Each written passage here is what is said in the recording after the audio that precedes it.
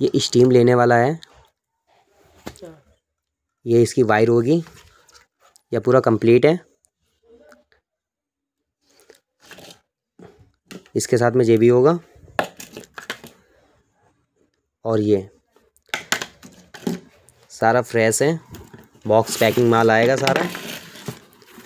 माल की पैकिंग ऐसी होगी। अनबॉक्स करके दिखाते हैं। खोलना एक बार प्लीज़।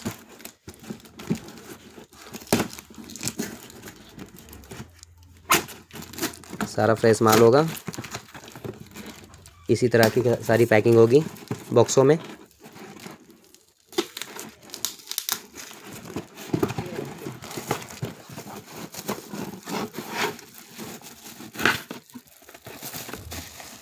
एक बॉक्स में सारा आइटम होगा।